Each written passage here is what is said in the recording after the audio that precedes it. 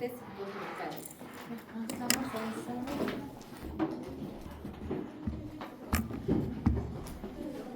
No se puede.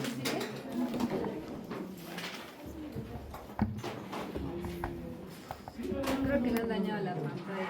Sí, está dañada la pantalla, creo. Con la flechita no.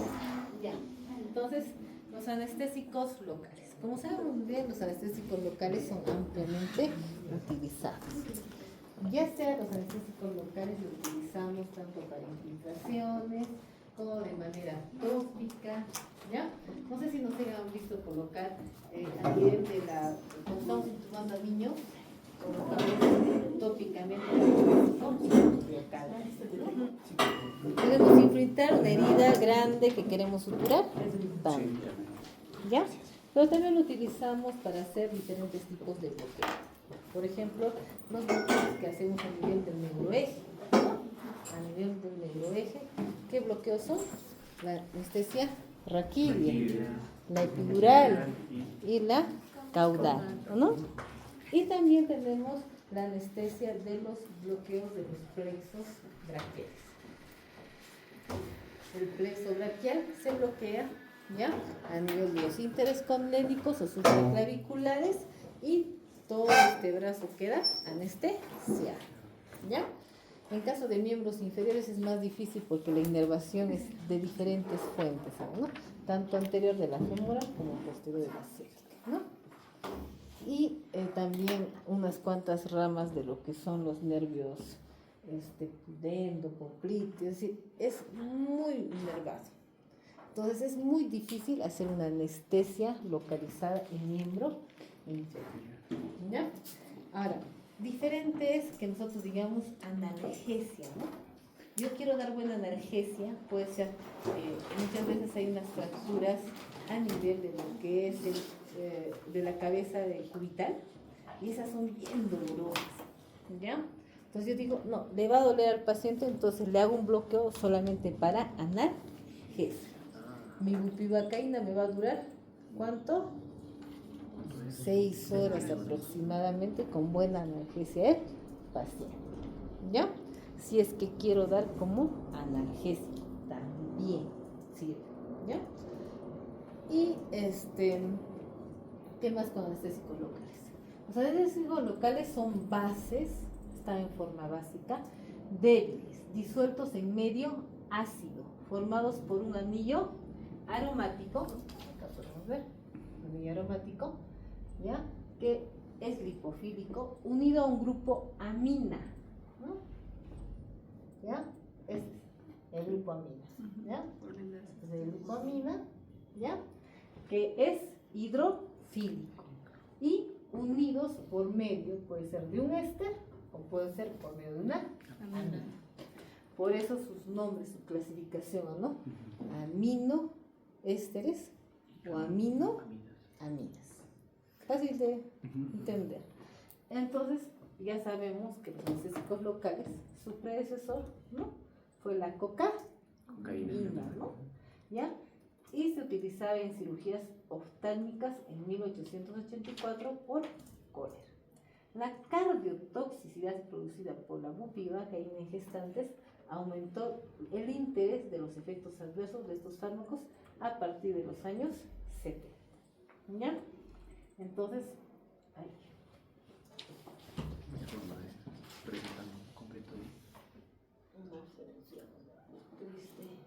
Ya.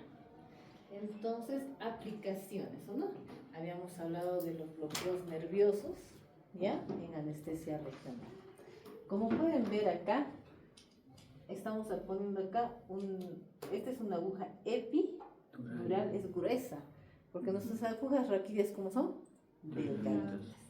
Estas epidurales llegan a lo que es el espacio epidural. ¿Qué significa epidural? Encima de la dura madre.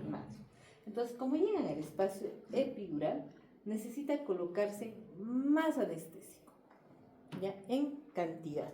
¿Para qué? Para que puedan llegar a las raíces nerviosas y absorberse, ¿ya? Antes era el de elección, en todas las gestantes se utilizaba anestesia epidural. ¿Por qué? Porque como demoraba en llegar a las raíces nerviosas, no veían con rapidez el efecto anestésico.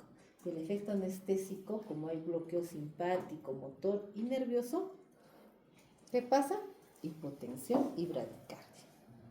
Como demoraba 20 minutos en hacer efecto, el anestesiólogo estaba tranquilo hasta monitorizar y todo lo demás, y luego recién veía los efectos adversos.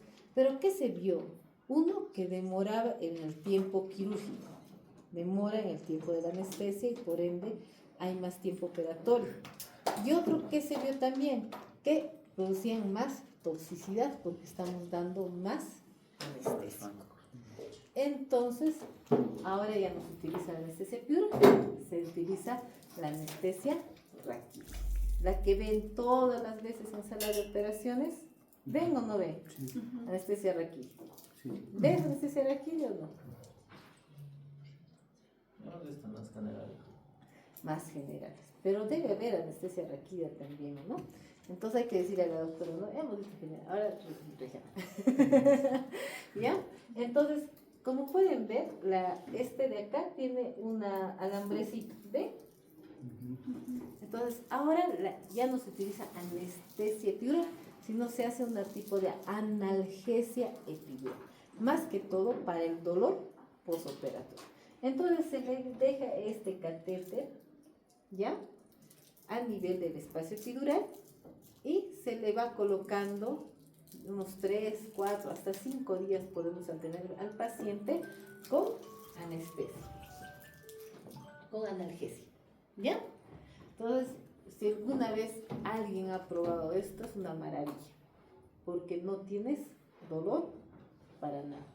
Y es muy importante esto, porque ¿qué pasa el paciente cuando siente dolor? No respira bien. Entonces hay atelectasis, más posibilidades de neumonía, ¿ya? ¿Qué otra cosa más ayuda a que el paciente pueda caminar, deambular con mayor rapidez? Entonces su recuperación de este paciente va a ser más rápida. Esas son las ventajas. ¿Y cuáles son las complicaciones? Todo procedimiento puede tener complicaciones si no evaluamos bien al paciente. Si no evaluamos bien al paciente, no nos damos cuenta que el paciente está hipotenso, taquicárdico. Lo que ha pasado con ese problema del doctor Vilches, ¿no? Que todo el mundo ya sabe. Probablemente esta paciente ha estado hipotensa y bradicárdica. ¿Y qué cosa ha pasado? Se les dijo, está con dolor. Entonces le pusieron betamizol y tramadol. La hipotensaron más. Para. ¿Ya? Entonces, ¿qué tenemos que hacer? Tenemos que evaluar siempre bien al paciente y saber las complicaciones que puede haber. ¿Ya? Un paciente que ha sido sometido a una operación tan larga que necesita un adecuado monitoreo. No es que yo lo dejo ahí sitio y me voy, ¿no? No, tengo que evaluar bien a mi paciente. Entonces, eso en cuanto a la anestesia. Y en cuanto a la cirugía, el cirujano tiene que ver sus tiempos, ¿no?, de evaluación al paciente. Pero como les digo, son procedimientos que necesitan evaluarse los efectos que pudieran tener a largo plazo. Entonces, ¿qué pasa? ¿Para qué utilizamos? Para tratamiento de síndromes de dolor neuropático. ¿Alguien ha sufrido de dolor crónico alguna vez? Un dolor que le ha durado mucho tiempo. Entonces,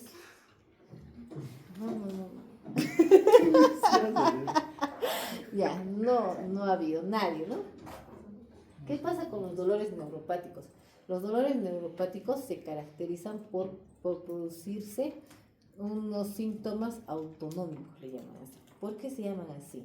Porque el paciente siente que está hinchado el miembro, siente que está caliente el miembro, siente que lo que le roza su ropa, dolor, ardor, picazón, ¿me entiendes? Entonces, esos son tipos de dolores neuropáticos, quemante siente, ¿ya?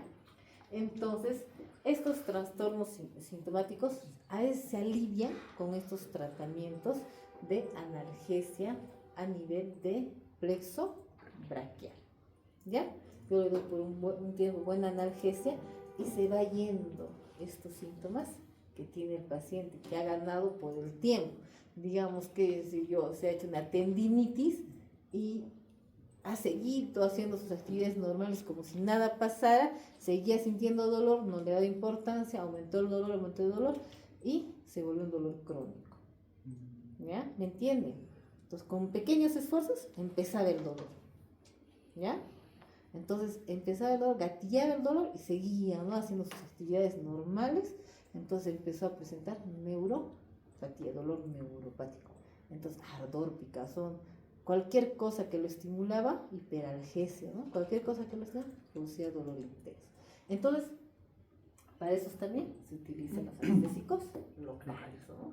Tratamiento de arritmias cardíacas como un inotrópico negativo. Ya la lidocaína se utiliza para taquicardias paroxísticas supraventriculares, pero no es la primera elección. ¿Ya? También acá para la intubación, ¿no? Para esas respuestas simpáticas que tenemos durante la intubación por dolor, para eso también, porque produce buena analgesia en la vía aérea. Tanto es así, chicos, que creo que voy a hacer un trabajo de esto, porque no lo he visto, no lo he visto que lo hayan descrito en alguna bibliografía, tal cual, o algún estudio, en el cual digan que yo, pacientes con vía aérea difícil, en los cuales sé que no voy a poder ventilar y no lo voy a poder intubar con facilidad, prefiero hacerlo despierto. Entonces, ¿qué hemos estado utilizando nosotros? Lidocaína endovenosa.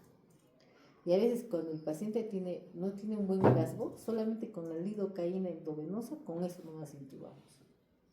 Entonces, está para hacer un montón de trabajos respecto a ese tema. Y ya lo han hecho. Por eso es que ha salido en el algoritmo, lo colocan también la lidocaína de manejo de vía aérea. ¿Ya? Vasoconstricción de la mucosa, asma en pacientes asmáticos, ¿ya? Y epilepsia como neuroprotector. Eso, la verdad que no sé. Pero como vasoconstrictor a nivel de la mucosa, sí. ¿Qué hacen los que utilizan para la rinoplastía? En la rinoplastía nosotros tenemos el Hesselbach. Hay un espacio acá en la mucosa donde está bien irrigado. Entonces, ¿qué pasa? Como está bien irrigado y el paciente tiene que pasar su sangre, porque muchos procedimientos de estos hacen despiertos y muchos otros procedimientos lo hacen intubados porque va a ser muy agresivo, va a haber mucha sangre, entonces lo hacen intubados. Entonces, ¿qué pasa con esas rinoplastías que muchas veces dicen, no sé qué ha pasado con el paciente, pero el paciente hizo paro? ¿Y qué hace el cirujano? Yo no tengo la culpa, el que tiene la culpa es el anestesiólogo. Pero eso será cierto. ¿Por qué no puede ser tan cierto esto? ¿Por qué? Porque el otorrinolaringólogo o el cirujano plástico tiene que colocar anestesia local, a pesar que el paciente está con anestesia general. El cirujano plástico o el otorrino utilizan anestesia local. ¿Por qué?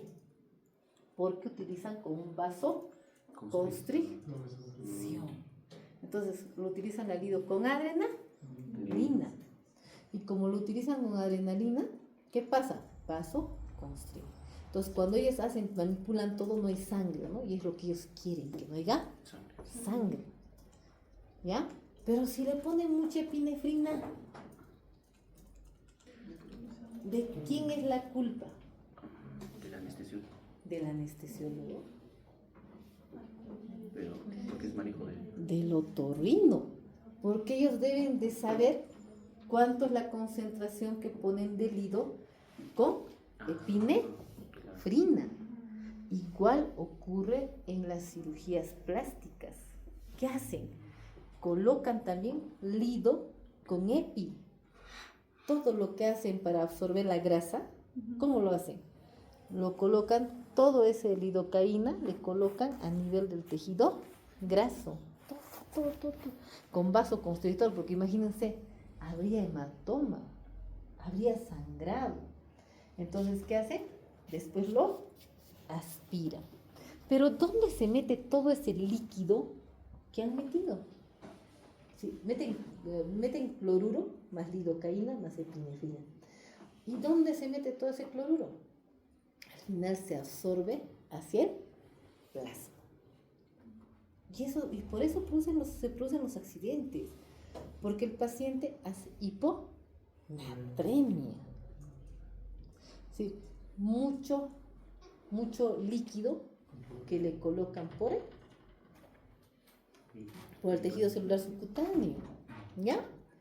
Producen hiponatremia, hipernatremia, pueden producir hasta insuficiencia cardíaca, edema agudo pulmonar, de todo cuando no hay un control adecuado ¿de qué? De volumen. Entonces, ¿quiénes controlan eso? ¿Cuánta adrenalina, cuánta lidocaína, cuánto cloruro le han puesto? El anestesiólogo va a ver, oye, mira, ¿cuánto cloruro le estás poniendo? ¿Cuánto de líquido? Les preguntas y te dice, doctora, no se preocupe, yo pongo, ¿no? Entonces, la culpa de todo esto no es necesariamente el anestesiólogo, es el manejo del cirujano plástico. ¿Ya? Entonces, ¿ya? Entonces, vamos a ver acá. Ay, no puedo. ¿El teclado sale del doctor?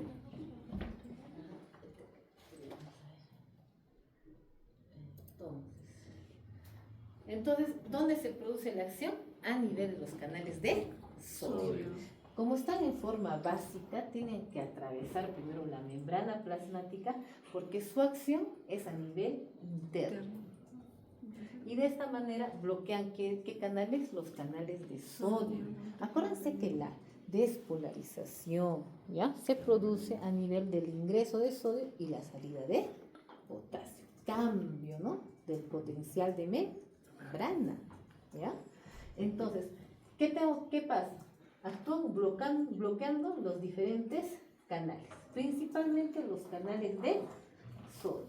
No solamente los canales de sodio, también los canales de calcio. Por eso su efecto antiarrítmico, pero también por eso su efecto de cardiotoxicidad. Muchas veces en sala de operaciones los cirujanos dicen, no, ¿qué ha pasado? Culpable la anestesia. ¿Por qué? Porque nosotros le ponemos la anestesia y esta anestesia puede hacer cardiotoxicidad. Entonces, un momento a otro, la frecuencia cardíaca se eleva. Después la frecuencia cardíaca baja. Y así estamos con la cardiotoxicidad. ¿Ya? Estamos en un estrés único. ¿Por qué? Porque puede estar taquicárdico, puede estar bradicárdico. Entonces, para que nosotros logremos estabilizar al paciente, hasta estabilizarlo, lo recomendable es que le pongamos anestesia general. Estamos con una regional, pero vemos esos cambios que en cualquier momento nos puede hacer paro nuestro paciente. ¿Qué tenemos que hacer? Generalizarlo. ¿Ya? Y muchas veces no solamente se produce la cardiotoxicidad, generalmente se producen juntitos, ¿no? La neurotoxicidad y la cardiotoxicidad. ¿Ya? A nivel de los canales de potasio puede producir arritmias por reentrada. ¿Ya? Entonces tenemos que tener esas cositas bien claras. Cuando nosotros utilizamos anestésicos locales, muchas veces los cirujanos lo hacen en su consultorio. ¿Ya? Pero tienen que tener todo ¿para qué? Para manejo de vía aérea y para un posible paro cardíaco. Porque si no tienen eso, están pues mal. ¿Por qué? Porque puede hacer en cualquier momento tu paciente y no te has cubierto. No tienes nada para manejar esos casos. Muchos doctores, cuando saben que van a utilizar mucho anestésico, ¿qué hacen? Prefieren hacerlo en sala de operaciones. Entonces tenemos una sala, no sé si se han dado cuenta, hay una sala en la sala de operaciones que es exclusivo para anestésicos, anestesias locales, pero dentro de quirófano. ¿Y por qué lo hacen? Porque en cualquier momento pasa cualquier cosa, ¿a quién llaman? Al anestesiólogo, ¿no? ¿Ya? Entonces, y generalmente lo hacen en pacientes que tienen comorbilidades, pacientes hipertensos, diabéticos, con artritis reumatoide, obesos, así tienen que tener una comorbilidad, ¿ya? También tienen efecto antiinflamatorio, ¿ya? Han hecho varios estudios, un cirujano a lo menos me contaba, ¿no? Doctora, yo le pongo anestesia local previo a mi ingreso al catéter. ¿Por qué? Porque yo he hecho de eso mi tesis, dice, ¿no? Y en su tesis, ¿de qué hablaba? Dice de que la cicatrización, cuando se coloca el anestésico local, como produce vasodilatación, hace que esté bien vascularizado y de esa manera hace que cicatrice mejor la herida. ¿Me entienden? Es decir, todo a favor de la utilización del anestésico local. También para manejo de dolor postoperatorio. ¿No? Cuando hacen Colelab, ha hecho sus estudios y le consta al doctor Yasmani, Sí. él ha hecho eso, ¿no? Él me comenta eso, ¿no? Yo he hecho mi estudio, he hecho mi tesis de eso, ¿no? Entonces dije, qué bueno, doctor, ¿no? Qué bueno. Ya, entonces, tiene efecto antiinflamatorio. ¿Ya? Vamos a ver. Sí, así es. La flechita, la flechita.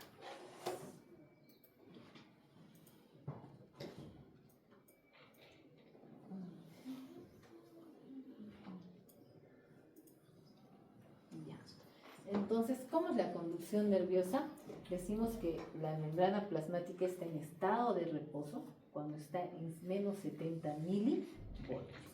Entonces, de los menos 70 milivoltios ocurre el estímulo, se produce la despolarización, ingresa sodio, se produce el periodo refractario, donde en la salida lenta de potasio, ¿ya? Y pasa esto, ¿no? Pasa de que durante la salida lenta de potasio baja lo que es el potencial de acción, ¿ya? Y acá se produce el fin del potencial de acción. Acá otra vez puede estimularse. ¿Se puede estimular acá en el periodo refractario? No. Salvo que sea un super archiestímulo, ¿ya? Para que pueda lograr eso, ¿ya? Pero generalmente no, ¿ya? Entonces, la llegada del estímulo nervioso abre los canales de sodio-potasio de la célula nerviosa. La entrada rápida de sodio a la célula produce la despolarización de menos 90 a más 30 minutos. Al igualarse las concentraciones, se alcanza el periodo refractario. El potasio sale de la célula lentamente desde el estímulo nervioso hasta el final del potencial. Su carga negativiza la membrana y se produce la repolarización y vuelta al estado de reposo. Y ahí otra vez puede ser estimulado, ¿no? Y acá, ¿cómo se produce?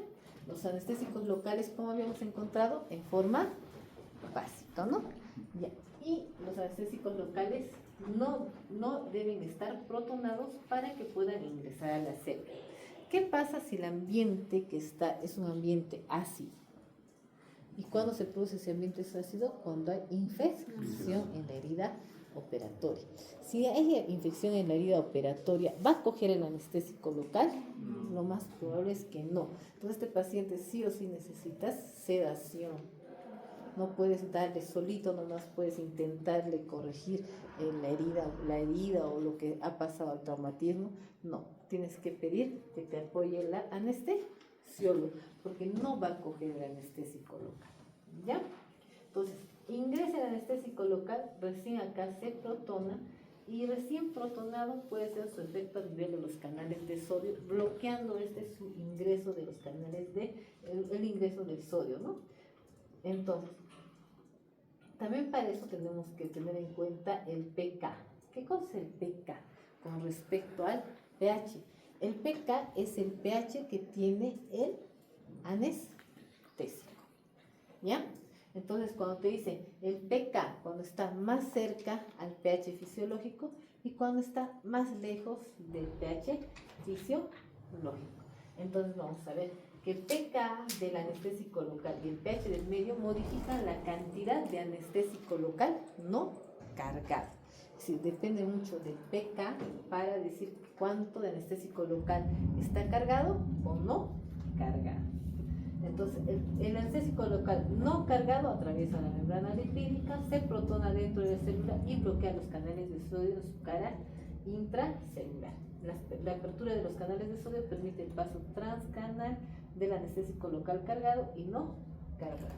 Estimulación fácil, ¿no? Entonces, vamos a ver.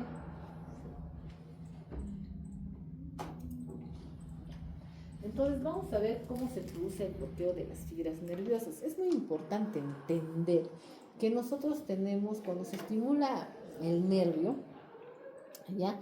La conducción nerviosa es de tipo, en las fibras nerviosas motoras generalmente es de tipo saltatorio. ¿Por qué? Porque las fibras nerviosas motoras es grueso su mielina. Entonces, de esta manera se logra que a nivel de los nódulos de Rambier se cambie el potencial de membrana, solo a nivel de los canales de Rambier, de los nódulos de Rambier. Entonces, ¿qué pasa? Que el estímulo va a ser saltatorio, de tal manera que va a ser rápido su acción, pues. ¿Ya? Pero ¿qué pasa con las fibras nerviosas que no tienen mucha mielina? Su conducción va a ser más lenta, porque va a tener que cambiar la membrana plasmática en cada parte de su membrana celular, lo cual va a hacer que el estímulo sea más lento. Entonces, ¿quiénes son las fibras motoras? Habíamos dicho que son las alfa, ¿no? Y las fibras propioceptivas también.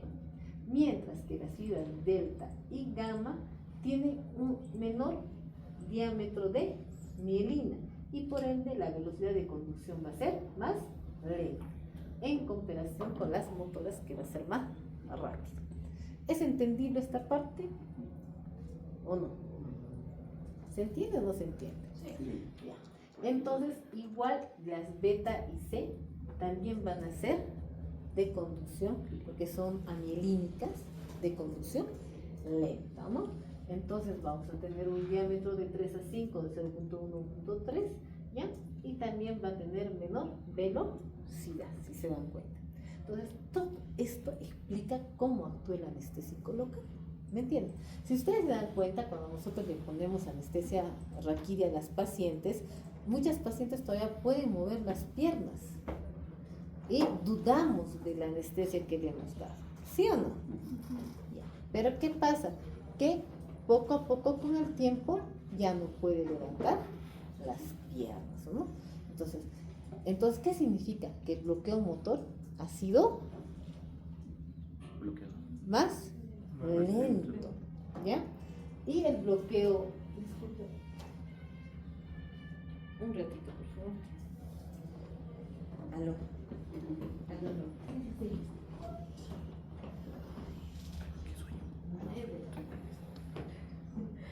¿Dónde?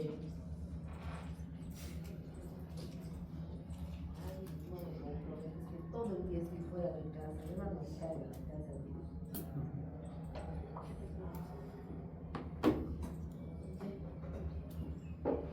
Así ya.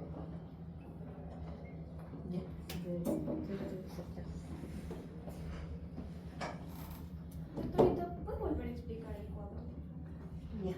Entonces vamos a ver que primerito vamos a tener existen diferentes fibras nerviosas. Primero existen las fibras nerviosas A, B y C.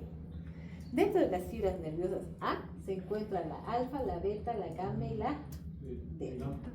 ¿Ya? Alfa, beta, delta y gamma. Delta y gamma. Ya. Entonces estas fibras nerviosas tienen una acción, ¿no? Como sabemos muy bien, dentro de las fibras nerviosas se va a encontrar las fibras motoras, las sensitivas y las autónomas. En todas nuestras fibras nerviosas que vienen a nivel del neuroeje van a encontrarse esas fibras nerviosas simpáticas, motoras y sensitivas. ¿Ya? Entonces, Dentro de las alfa, beta, gamma, delta, ¿de quién depende la velocidad de conducción? Es de la mayor cantidad de mielina que tenga la fibra nerviosa. Cuanto mayor cantidad de mielina tenga la fibra nerviosa, va a tener mayores los nódulos de Ranvier, que van a ser, acá está, los nódulos de Ranvier, que hacen que la propagación del impulso nervioso sea de tipo saltatorio. Entonces, acuérdense que tenemos fibras nerviosas bien grandes y largas, ¿ya?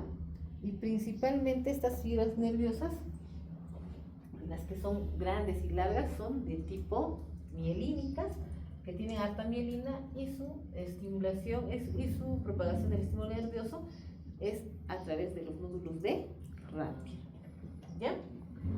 Entonces, ¿qué pasa? Que la velocidad de conducción va a ser mayor cuando estas son más mielinizadas. Y es lógico, ¿ya? Y es bien lógico esa parte. ¿Por qué? Porque como son saltatorias, ¿ya? Hacen que sea más rápido el estímulo nervioso. Por ejemplo, ¿quién? A ver, si yo, no sé, es que el estímulo nervioso, por ejemplo, levanto mi perro, ¿no? Es más rápido, ¿no? Es mucho más rápido. Bueno, entonces, y de ahí tenemos la propioceptiva del tacto, porque del tacto también es rápido, ¿no? ¿Ya? Y luego vienen las de la gamma, donde su diámetro, si se dan cuenta, es mucho menor, ¿ya? En ahí está sobre todo el tono muscular, en las delta, y en las gamma está el dolor, el frío y el tacto también. Y las de tipo B y C son las del sistema nervioso autónomo. Y las de autónomas generalmente son de diámetro más chiquito y son de velocidad de conducción lenta. Por lo que les decía, ¿no? Por la mielina. Porque no son de tipo saltatorio. ¿Ya? Entonces, cuando nosotros hacemos un bloqueo nervioso, lo primero que se va a bloquear va a ser el simpático. ¿Ya? Por eso cuando nosotros bloqueamos a nivel del neuroeje, les digo, miren, ya se ha hipotensado, ya, pero sigue moviendo sus piernas, ¿sí o no? Ya. ¿Pero qué me garantiza que ya está mi bloqueo? Lo que ya bajó la presión, lo que ya bajó la frecuencia cardíaca. Es lo primero que voy a ver. Luego de esto, dolor y tacto. Cuando algunos colegas les pinchan, ¿no? Para saber, ay, qué raro, yo de hecho que le he dado así, ping, o si no le pellizcan, ¿no? Sí, está bien. ¿Ya? Y la propiocepción, ¿cuándo es? Cuando ya no saben dónde está su pierna, ¿no? ¿Dónde está en qué partecita está, ¿no? Y luego viene tacto y presión, y luego la parte motora. En tacto y dolor, acá, ven, a lo menos, ¿qué cosa yo hago? Con el laringoscopio, que es frío, con eso le digo, ¿qué tal? ¿Está caliente o frío? Y empiezo a bajar poco a poco, ¿no? ¿Está caliente o frío? Entonces ellos ya no sienten si está, dicen, está frío, te dicen acá, ¿no? Acá, frío, y acá, caliente, ¿no? Entonces ya sabes dónde más o menos está el nivel de la anestesia. Entonces, eso principalmente, ¿no? Es lo que nos dice este cuadrito, que les voy a mostrar acá.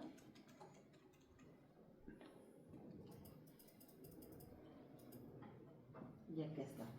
Entonces acá tenemos los tipos de anestésicos.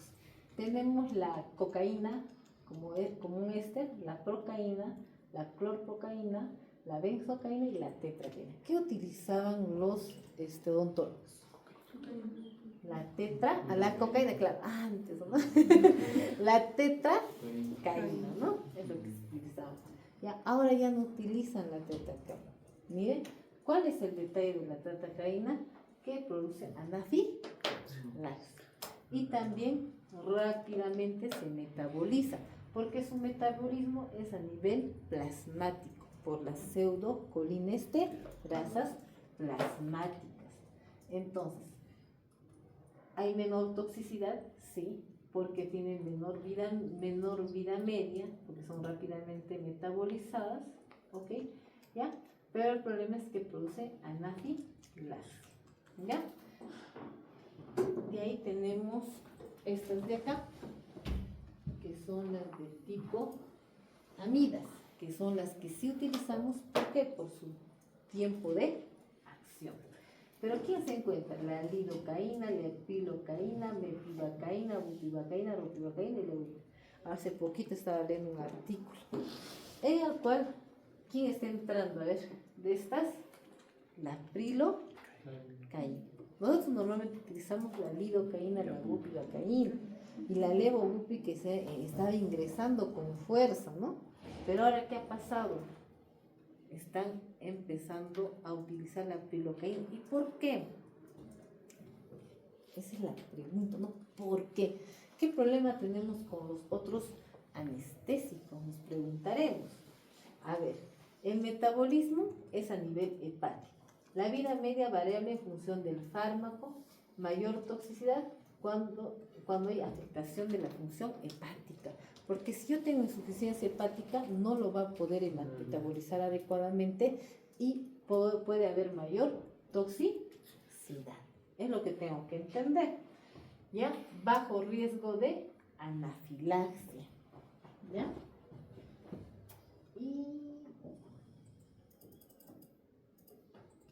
¿Ya? Entonces, el inicio de acción más o menos depende de la dosis. Yo cuanto mayor dosis voy a poner, mayor va a ser el efecto.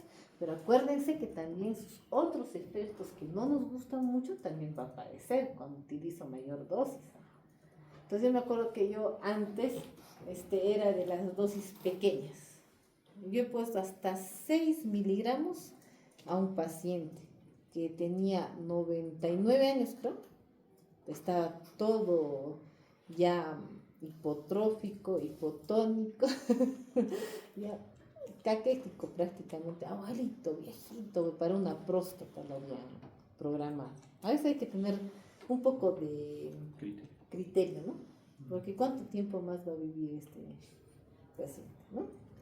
Pero igual, lo programaron y me pidieron dar anestesia regional.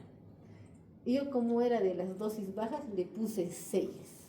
¿Y pueden creer? 6 para ese paciente fue suficiente. La alcanzó para toda la operación. Y no hubo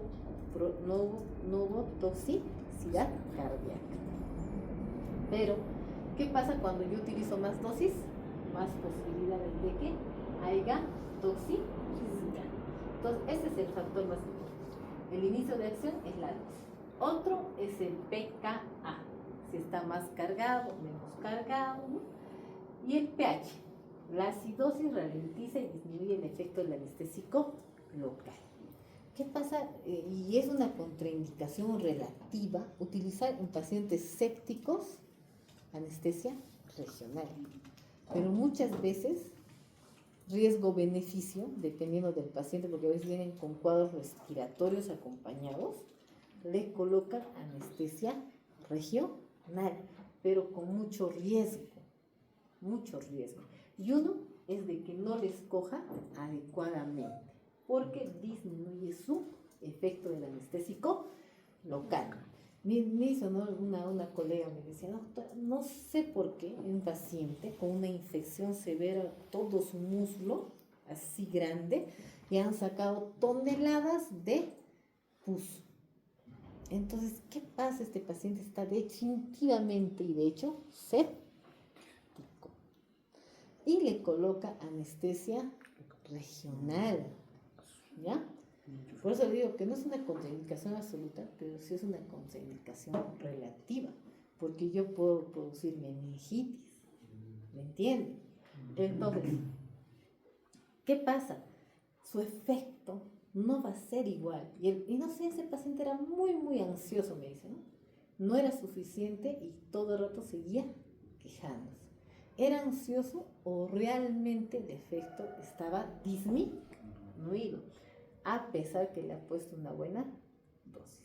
Entonces, ya en la segunda etapa de este paciente yo ingresé, donde el paciente ya estaba controlando la infección, ¿ya? Ahí yo le puse anestesia regional, pero le puse una dosis mayor.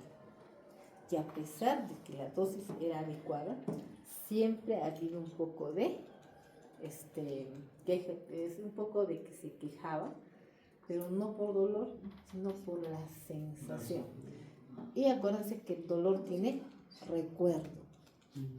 ¿Qué significa? Que el paciente va a asociar los movimientos que hagan en su pierna o cualquier sensación que tenga con el dolor que tuvo anteriormente, ¿ya? Potencia, dosis, es el factor más importante. La lipofilia aumenta el paso intracelular del anestésico local e intensifica el bloqueo. La duración de la dosis depende de la unión a las proteínas y de la lipofilia. También del volumen, no puedo pensar bien, no se me da.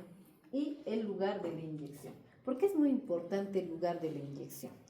Porque digamos, yo inyecto a un paciente en un lugar donde es muy vascularizado, puede presentarse toxicidad. ¿Por qué? Porque se va a absorber muy rápidamente, porque hay muchos vasos sanguíneos en esa zona. Es lo que pasa acá. También, ¿no? ¿Ya?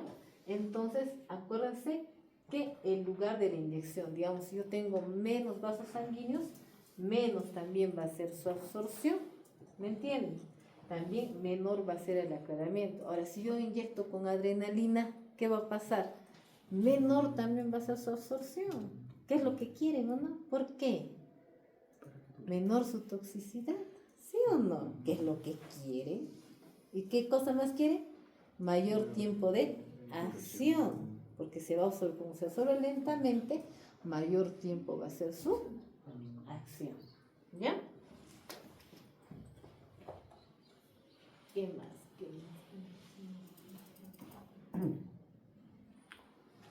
La toxicidad es rara, pero cuando se produce es grave. ¿Ya? Entonces, la absorción sistémica depende mucho de que, digamos, yo haya inyectado a nivel intravascular el anestésico, que es lo más frecuente. ¿Ya? Ahora, si la absorción también de la dosis es extravascular, quiere decir que la dosis ha sido elevada o el lugar está muy vascularizado o no hay un adecuado metabolismo, lo que pasa con la insuficiencia hepática. Entonces, esas cositas yo tengo que tener claro, ¿no? Por si tengo un paciente alcohólico, si tengo un paciente con un problema hepático, estigmas hepáticos, tengo que buscar en mi paciente, ¿no? Para yo utilizar con mayor tranquilidad los anestésicos locales. Todo el mundo utiliza anestésicos locales, todo el mundo. Creo que no hay ni una especialidad que no haya utilizado anestésicos locales. Pues es muy importante que tengan en cuenta, ¿no? Entonces, factores que influyen en la toxicidad, ya hemos puesto qué tipo de anestésico es, la dosis del fármaco, el lugar de inyección, el paciente y su comorbilidad, ¿no? Y clínica de esta toxicidad va a ser neurológica y cardiovascular. En neurológicas vamos a encontrar que el paciente... todavía no. Entonces tengo que saber las dosis que me recomiendan. Por ejemplo, yo tengo que saber cuánto es la dosis de toxicidad de mi lidocaína. ¿Es importante? Sí, es importante. La lidocaína puede estar con epinefrina o sin epinefrina. Por eso yo le preguntaba, ¿no?, al cirujano plástico, ¿cuántas de estas botellitas entran en tu preparado? Le pregunto, ¿no? Y me dice, 2, doctora, ¿no? 2 botellitas. ¿Cuánto es cada botellita? Hay 20 ml al 2%. Significa que hay 20 miligramos por cada ml. Y eso significa que hay 400 miligramos. Moro, ¿cuánto pesas? 70 kilos. 70 kilos. ¿Cuál es mi dosis máxima? Sin epinefrina. Sin epinefrina, acá dice 4 miligramos. ¿Ya? Pero en la literatura también encontramos 5 miligramos. ¿Ya? Todos 5 miligramos es lo estándar. Entonces, 5 miligramos por su peso, ¿qué sería? 70. ¿Cuánto sería? 350 miligramos. ¿No? Entonces, yo solamente de su preparado que ha hecho, solamente debe entrar la mitad. Pero no es así, no es así. Entonces, ¿qué pasa? Durante toda la cirugía va colocando sus 2 frascos. Pero ¿qué pasa? Así como ha ingresado, así se va metabolizando. Acuérdense que la lidocaína, su tiempo de acción es aproximadamente 2 horas. Entonces, sí son cirugías de cuidado, ¿sí o no? Definitivamente. Entonces tenemos la bupivacaína. La bupivacaína igualmente, su dosis máxima es de 2 miligramos por kilogramo de peso. Una fecha una colega me dice, me mostró así. Y yo le dije, ¿qué ha pasado? Mira lo que me han puesto al lado de mi fentanil. ¿Y qué había sido? En vez de lidocaína, había sido bupivacaína. Entonces, ¿qué cosa le inyectó? Bupivacaína. Yo le digo, ¿cuánto le has puesto? 3 cc. 3 cc, ya, tranquilízate. A ver, 3 cc de bupivacaína al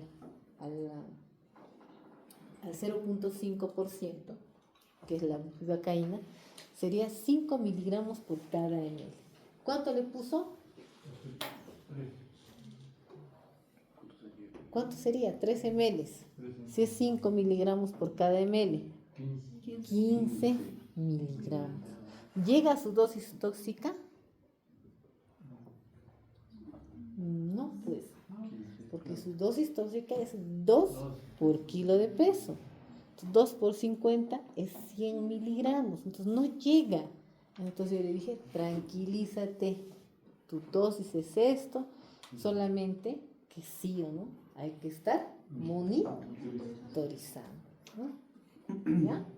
Entonces, por eso es muy importante que nosotros sepamos las dosis de los anestésicos que estamos colocando. Pero todo tenemos que prever, ¿no? Si estoy utilizando, por ejemplo, muchos rinos, me empiezan a decir, ¿por qué está sonando, doctora? ¿Por qué está sonando? Así, algunos son un poco descuadraditos. Entonces yo les digo, doctor, le ha puesto epinefrina y está taquicardizando y su presión está alta. Le recomiendo, le sugiero que pare un rato la operación, ¿ya? O si no, que le ponga lidocaína sin epinefrina. Y como no quieren colocar, porque por eso su operación es así, tiene que sí o sí estar la epinefrina, porque tiene que hacer vasoconstricción, si no habría sangre por montones y no le ayudaría para nada a hacer la cirugía. ¿Me entienden? Entonces el doctor espera hasta que el efecto de la epinefrina baje y luego continúa colocando. Muchas veces esos accidentes ocurren, hacen paro. El doctor, yo ni siquiera he operado, dice. Pero sí le han metido con ganas, ¿no? En un vaso sanguíneo. ¿Y el culpable quién es? El otorrino, no el anestesiólogo. Porque el otorrino tiene que calcular sus dosis. ¿Me entienden? Ya, entonces, esa parte está clara, ¿no?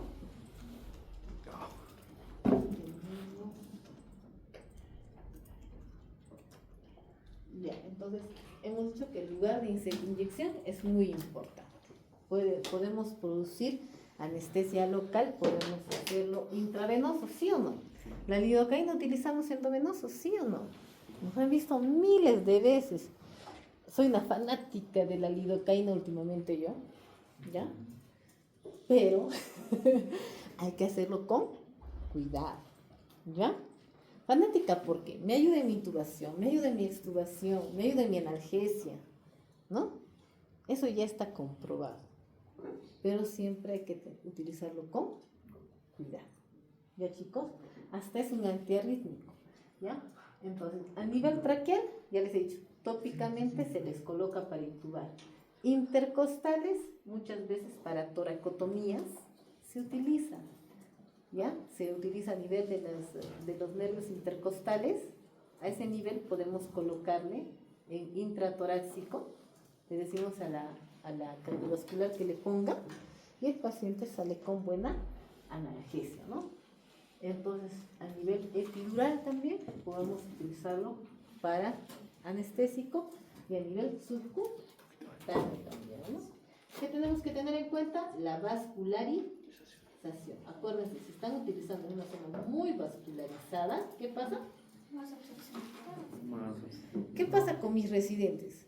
Mis residentes de anestesiología, que los hacen, ¡pum! Meten así, ¡pum! Meten ahí. ¿Se han dado cuenta, no? Somos truchos, dicen, ¿no? Pero ¿qué pasa? Que cuando nosotros estamos a nivel del espacio subaracnoideo, después del espacio subaracnoideo, ¿qué sigue? El espacio. La pía madre. Y la pía madre es bien vascularizado. ¿Y qué yo hago cuando le coloco muy adentro? Puedo producir toxicidad. Entonces, ¿qué pasa? No se dan cuenta. Es decir, no se dan cuenta, no les importa darse cuenta tampoco. Y algún día cuando les pase se van a dar. ¿Ya? Entonces, es muy importante. Entonces, son los factores que aumentan la fracción libre de anestésicos: daño hepático, cirrosis, colestasis severa, una insuficiencia cardíaca congestiva, la edad, ancianos, inmadurez en el recién nacido, ¿no? Es muy importante eso, ¿no? Hace poco el doctor decía, ¿no? Hay una paciente que, ¿cómo se llama eso? Que le ha hecho paro al doctor Paniura. Y yo digo, ¿pero por qué le ha hecho paro, no? ¿No? Le dice, no, el cirujano dice, no, así era anestésico local. y yo digo, ya, pues a ver qué habrá pasado. Le pregunto al doctor, ¿y qué cuenta el doctor? Que le ha puesto sí anestesia regional. Pero ¿qué pasa? Que esta paciente tenía un pequeño detalle. Era anciana. Ese sí, el pequeño detalle, ¿no? Entonces, un factor muy importante es la vejez también. Lo que les contaba de ese ancianito con una microdosis anestesiado, ¿no? Entonces, eso es muy importante. Entonces, aumentan la fracción libre del anestésico local. ¿Qué significa eso? Que el anestésico local se va a unirse a su sitio de efecto mayor cantidad, ¿ya? Ahora, la acidosis metabólica y la respiratoria es otro factor. Muchos pacientes están acidóticos, sépticos, y bueno, por su problema respiratorio dicen, no le voy a colocar anestésico local. ¿Y qué pasa? Menor unión a proteínas, menor paso transmembrana, mayor fijación a receptores bloqueados, ¿no? ¿Me entiende? Entonces, esa acidosis va a ser, probablemente nos produzca mayor fracción libre del anestésico local y mayor efecto de este. O sea, el paciente más probablemente se va a chocar, se va a taquicardizar o bradicardizar, ¿ya? Entonces, vamos a esperar lo peor. Tenemos que esperar lo peor. Si yo hago algo que ya sé que va a tener efecto, entonces yo tengo que esperar lo peor. Tengo que estar preparado. Entonces, la hipoproteinemia, ¿por qué? Porque hay mayor droga libre y otros fármacos que puedan hacer que haga también que haya mayor fracción libre de anestésico local. Digamos, otros que tengan bases débiles, igualmente que sea una base, ¿ya? Y que tengan el mismo sitio de efecto, ¿no? Entonces va a producir que haya mayor droga libre. Entonces, neurológicamente vamos a tener una inhibición de las vías inhibitorias del GABA, y luego una inhibición de las vías activadoras también. Entonces, ¿qué va a producir? Ya habíamos dicho, ¿no? ¿Qué pasa si inhibe el GABA?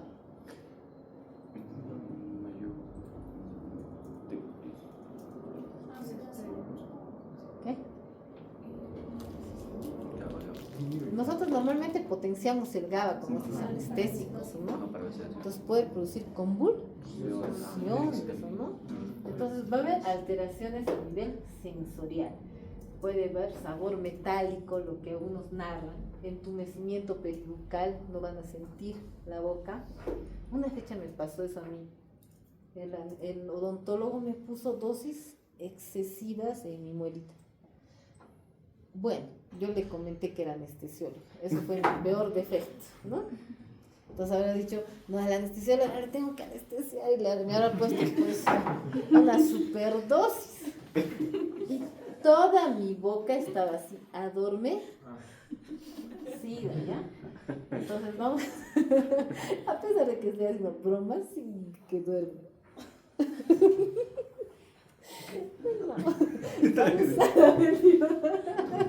No, cansada está. Ya, entonces vamos a tener tinnitus, mareo, visión borrosa, acúfenos, agitación nerviosa. La paciente empieza a agitarse, algo me molesta, se empieza a mover, está intranquila. ¿Qué he hecho, no? Dices, verborrea, empieza a hablar una cosa, otra cosa. Puede haber temblores. Por eso le decía a mi ¿puede mi esposa tener temblores, doctora? Me dice. Sí, puede tener. Y es un efecto que van a ver frecuentemente en sala de operaciones. ¿Han visto o no han visto? Sí, deben de haber visto. ¿Ya? Espasmos musculares, convulsiones tónico-clónicas generalizadas, depresión generalizada del sistema nervioso central, pérdida de la conciencia y depresión respiratoria. Creo que todo esto he visto en algún momento. La depresión respiratoria lo vi en un paciente que se quedó así. Hola, nada. Hola, nada. Ya no había conciencia del paciente. Y dejó de ventilar. ¿Ya? ¿Qué cosa hay que hacer? Intubarlo, ¿no?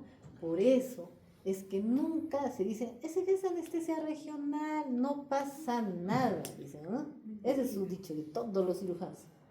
Pero doctorita, es una anestesia regional, así te dicen, ¿no? Como si no fuera nada, así, tonterita, ¿no? Y luego cuando ocurre la tonterita es donde están preocupados y estresados, ¿no? Y al final culpa del anestesiólogo también, ¿no? Cardiológico. Les había dicho que va desde taquicardia, hipertensión a hipotensión, bradicardia, alteraciones del EKG, pueden haber arritmias de entrada, taquicardia helicoidea, taquicardia, hasta fibrilación ventricular y paro cardíaco. ¿Ya? La bupivacaína es el anestésico local de mayor cardiotoxicidad. ¿Por qué creen que ahora están prefiriendo utilizar otro anestésico? ¿Ya? ¿Qué pasó con la lidocaína? ¿Por qué no lo utilizamos intrarraquídeo la lidocaína? ¿Qué produce? ¿A quién le da esa tarita? No sé a quién le preocupa. ¿Neurotoxicidad? No.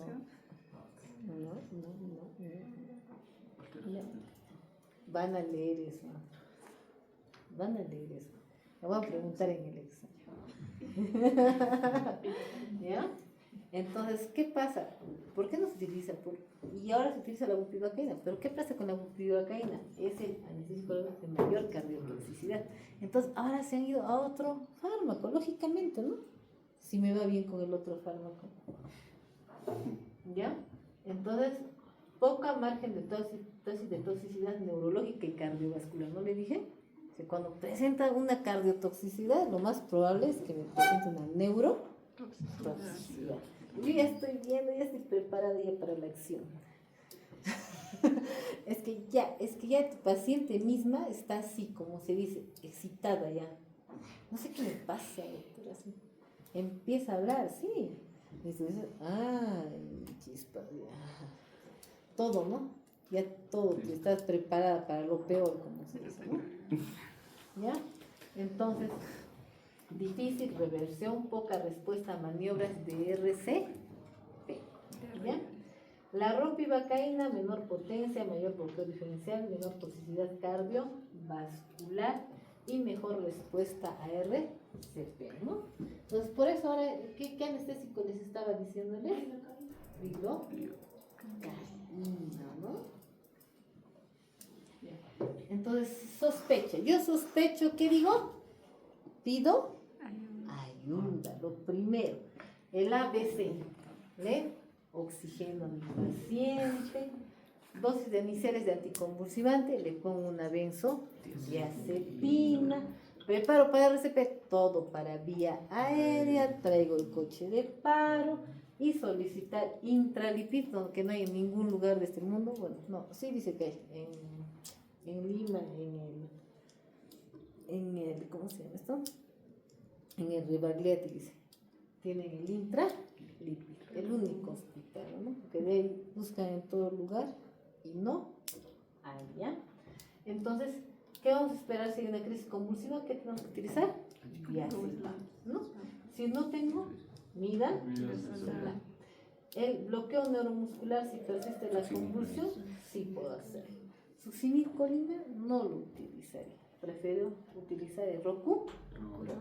No emplear propofol ni fenitoína por producir depresión del sistema nervioso central y considerar la intubación, así evitas la acidosis respiratoria, porque el paciente no ventila adecuadamente. ¿Ya? Controlar la progresión a clínica cardiovascular. Generalmente tienen clínica cardiovascular, están hipotensos o están taquicárdicos. La clásica, estoy así tranquila y de un momento a otro veo taquicardia y digo, ay, estoy cargando ya mi etilefrina, mi vasoconstrictor, porque sé que se me va a hipotensar, ¿ya? Entonces, ¿qué tengo que hacer? Todo mi ABC, mi manejo para mi CAB, ¿no? Ahora es CAB. ¿Todo para qué? Para mi manejo de paro cardíaco. ¿Ya? Ya estoy preparada. No me va a coger de sorpresa. No te debe coger de sorpresa. Yo ya tengo que saber que va a venir. ¿Ya? Como dicen, es raro, pero tengo que tenerlo presente.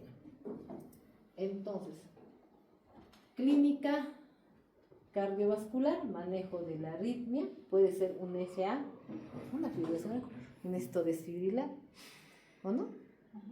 O puede ser una fibrilación ventricular, lo tengo que desfibrilar también, ¿cierto? ¿Ya? Para cardíaca inicial, tengo que utilizar inicial RCP, pero también utilizar intralipid, porque la parada cardíaca por bupivacaína es de difícil reversión. Si no le colocas intralipid, no. Y tienes que poner un mantenimiento, porque ¿qué pasó? En Estados Unidos, un casito clínico, ¿no? ¿Qué quisieron? Lo sacaron del paro, y lo llevaron a recuperación como si no va a pasar nada. Y en recuperación, otro paro. ¿Por qué? Porque el tiempo de acción de la bupivacaína es largo.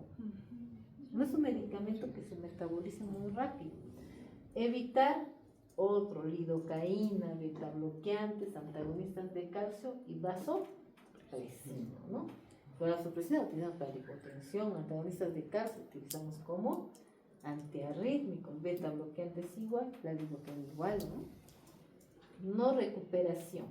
Continuar el RCP, doblar dosis de intralipid y considerar el bypass cardiopulmonar, ¿no? Cuando estás en un lugar donde tienes eso, ¿no? Y cuando no tienes nada de eso, ¿qué haces? Rezar, ¿no? Y no pase nada de eso. Entonces, el intralipid es una emulsión lipídica, ¿ya? Que es el tratamiento de la toxicidad cardiovascular por anestésico local, ¿ya? La unión y eliminación del anestésico local en plasma y unido a canales, mantener vigilancia hasta 12 horas por riesgo de recurrencia, precauciones, hepatopatía, anemia, coagulopatía, dislipidemia y pancreatitis, ¿ya? riesgo de la infusión prolongada, efectos cardiovasculares e inmunitarios, riesgo de anafilaxia cruzada con otras emulsiones lipídicas, por eso no prefieren utilizar propofol. ¿Me entienden? Entonces, muchos de los doctores cuando sospechan de una cardiotoxicidad utilizan propofol, porque también tiene propiedades similares, pero no es la solución, ¿no?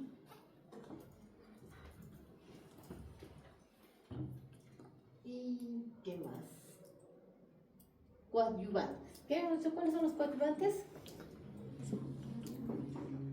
La adrenalina. La adrenalina, ¿no? Entonces, ¿qué hacemos con la adrenalina? La adrenalina, lo que les había dicho, ¿no? Aumenta la profundidad, la duración y disminuye la toxicidad, ¿no? Ahora, precauciones, zonas distales. ¿Por qué? Porque puedo producir isquemia. ¿Ya?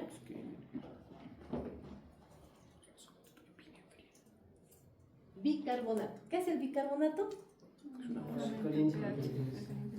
¿Y qué hace? Que su efecto sea más rápido. Entonces, por eso muchas veces, ¿qué hacíamos para poner bloqueos? Utilizábamos bicarbonato. ¿Ya? ¿Para qué? Para que su tiempo de acción nos disminuya. Los opioides. ¿Qué hacemos cuando ponemos intratecal? ¿Con qué le ponemos? La bupivacaína para las cesáreas. ¿Se acuerdan o no? ¿No ponemos con fentanilo, chicos? Con fentanilo colocamos.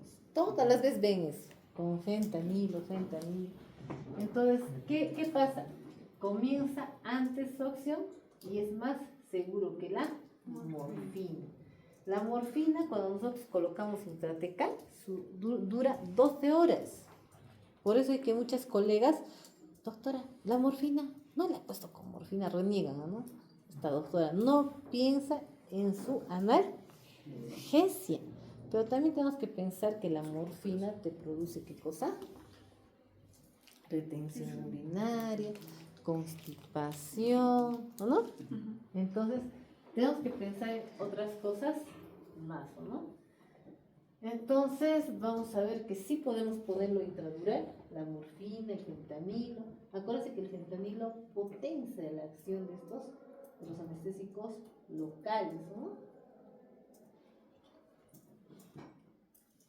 ¿Ya? Entonces, lección 1. Nunca utilicen anestésicos locales si no tienen a la mano, ¿para qué? Para darles, ¿qué? Manejo de vía aérea y también maniobras de RCP, es decir, coche de paro cardíaco. ¿Ya? Peor si ya sé que voy a utilizar dosis mayores. Si veo una herida muy grande, voy a utilizar dosis mayores de mis medicamentos. Una zona muy vascularizada, peor, ¿no? ¿Ya? Entonces hay que tener cuidado. Ya, chicos, eso sería todo. Gracias.